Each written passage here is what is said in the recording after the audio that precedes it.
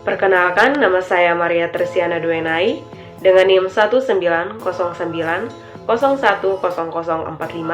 dari Fakultas Kedokteran Hewan Universitas Nusa Cendana.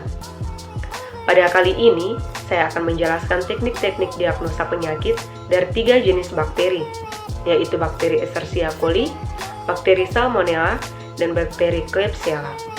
Pertama yang saya akan jelaskan adalah teknik diagnosa dari bakteri E. coli.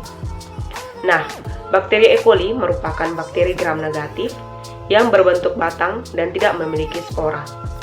Bakteri tersebut memiliki pili dengan adanya flagela dan bersifat anaerobik fakultatif.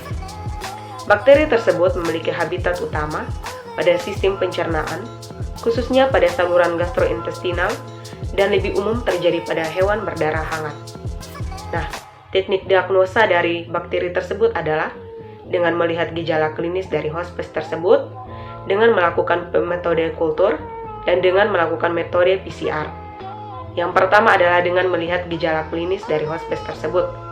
Gejala yang dilihat adalah demam dan muntah, tinjanya encer berair, dan dapat mengandung darah, disertai dengan rasa sakit atau kram pada bagian abdomen atau perut hospes tersebut.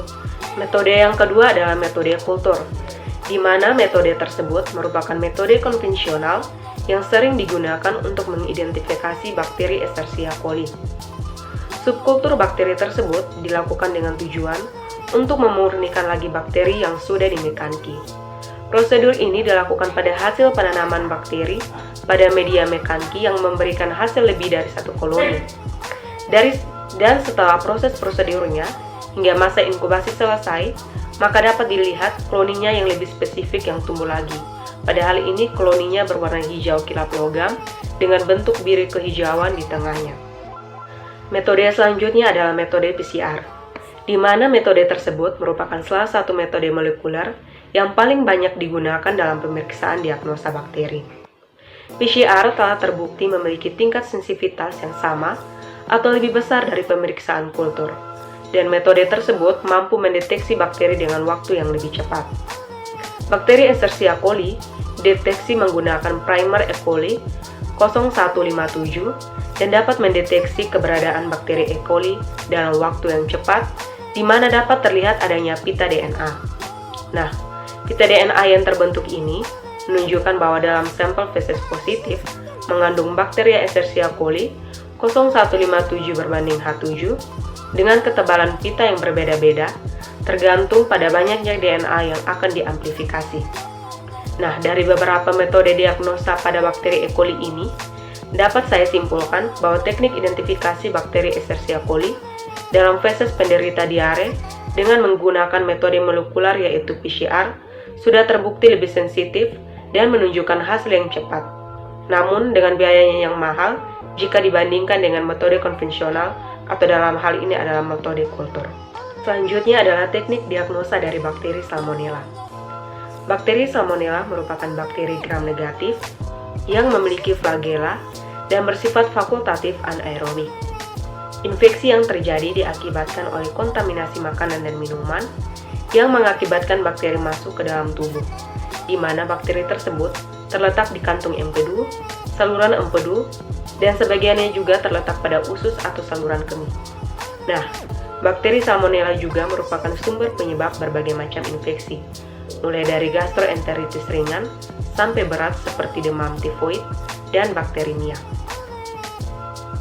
Teknik diagnosa dari bakteri tersebut yang pertama adalah dengan cara melihat gejala klinis yang muncul dari hospes tersebut, kemudian anamnesis, dan juga dengan melakukan uji laboratorium, dalam hal ini adalah uji kultur maupun uji serologis.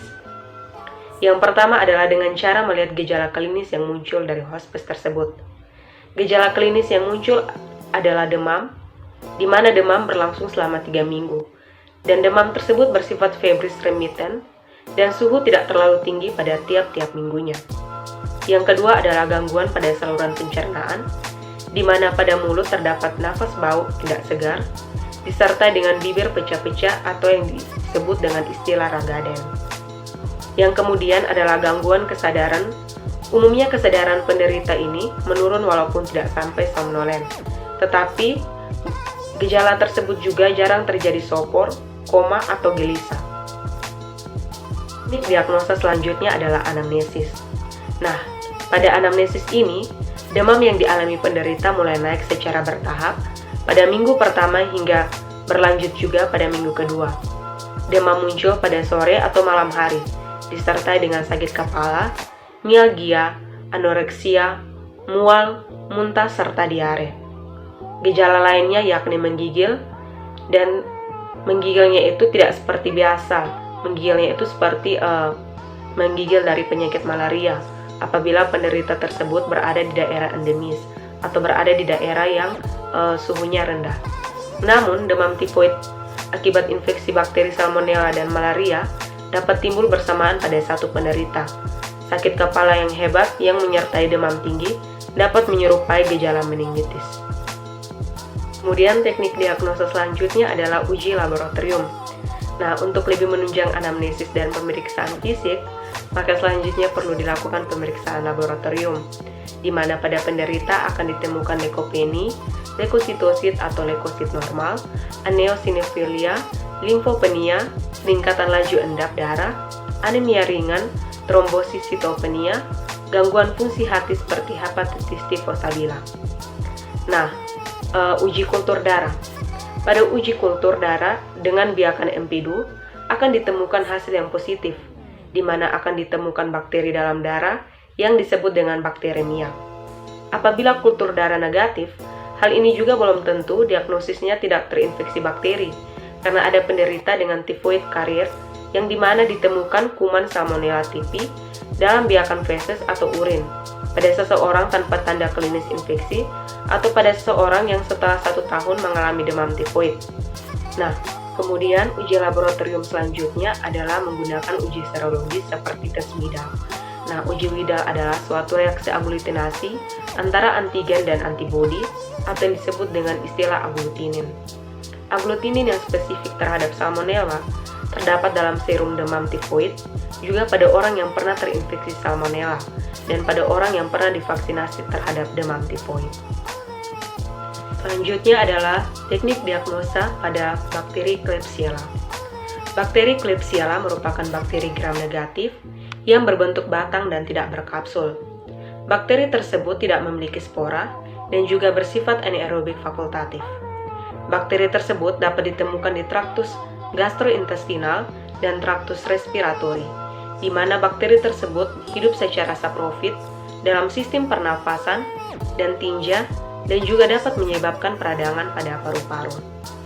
Teknik diagnosa dari bakteri Klebsiella adalah yang pertama metode Meccanicki agar, kemudian metode tes motilitas pada agar semisolid, tes indol, dan pewarnaan kapsul. Yang pertama adalah metode Meccanicki agar. Metode Meccanicki agar merupakan medium selektif diferensial yang mengandung zat warna khusus dan karbohidrat untuk membedakan koloni yang memfermentasikan laktosa yang dimana dia berwarna merah jambu dengan yang tidak memfermentasikan laktosa yang dimana ia tidak berwarna. Ukuran dan bentuk koloni bervariasi tergantung spesiesnya masing-masing. Kelompok laktosa fermentasi seperti Klebsiella menghasilkan koloni berwarna merah jambu pada media isolasi primer. Selanjutnya adalah metode tes motilitas pada agar semisolid. Metode tersebut digunakan untuk mengetahui pergerakan bakteri, di mana bakteri tersebut diinokulasikan dengan menggunakan suatu kawat lurus melalui pusat medium. Organisme-organisme non-motil seperti Klebsiella hanya tumbuh pada garis inokulum, sedangkan organisme yang motil tumbuh keluar dari medium yang akan menjadi karum. Yang kemudian adalah uji indol. Uji indol ini berfungsi untuk menilai pembentukan indol oleh bakteri dari triptofan sebagai sumber karbon. Bila positif menghasilkan warna merah, sedangkan apabila negatif menghasilkan warna kuning. Klebsiella merupakan bakteri dengan indol negatif, di mana ia berwarna kuning. Selanjutnya adalah metode pewarnaan kapsul. Pewarnaan kapsul dengan menggunakan teknik Ginzburg memiliki tujuan untuk mengetahui ada tidaknya kapsul pada bakteri. Kapsul bakteri mudah ditembus zat warna, namun sukar dalam mengikat zat-zat warna. Pada pewarnaan ini juga, bakteri berwarna terang jernih dengan latar belakang yang gelap. Nah, sekian dari saya. macam-macam teknik diagnosa dari 3 jenis bakteri, yaitu bakteri Escherichia coli, bakteri Salmonella, dan bakteri Klebsiella. Sekian dan terima kasih.